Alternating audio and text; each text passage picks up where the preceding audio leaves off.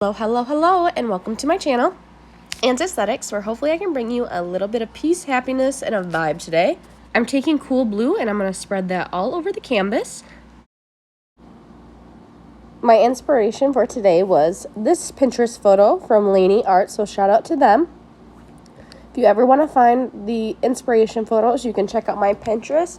Go to my board art and drawings, and you will find the photo under there.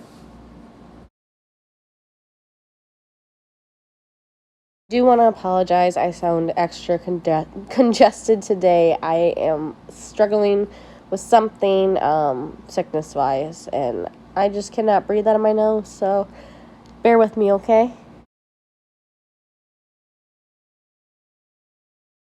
I feel like every time I post a new video, I'm always apologizing for a clip being missing. And once again, I didn't have a clip of the head, but I am doing the arms right here, and you can kind of see what I did for the head was, actually, you can either listen to me say what I did for the head, or you can go check out my other videos, plug, and I will give you an actual in-depth tutorial there, because I'll have the video of how to do the head, because it's the same for all of them. Taking bright yellow, and I'm going to use this to go on her hair. This is Bubbles.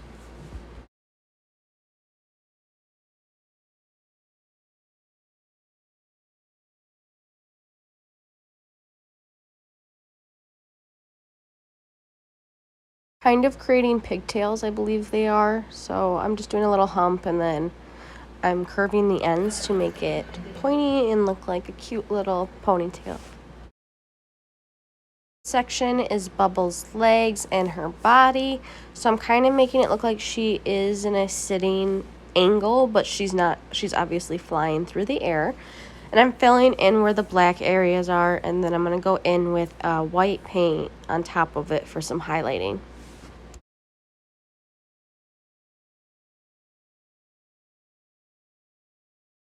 You can use any acrylic marker as long as it's this shade to outline with. So I'm just going around and outlining, and then I decided to go back in with the yellow paint instead of the yellow acrylic marker to make the star super bright and vibrant.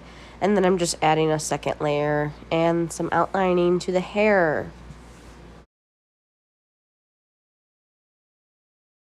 For this part, I'm really looking closely at that reference photo to see where I'm going to draw her eyes and her pupils, and then where I'm going to put the color.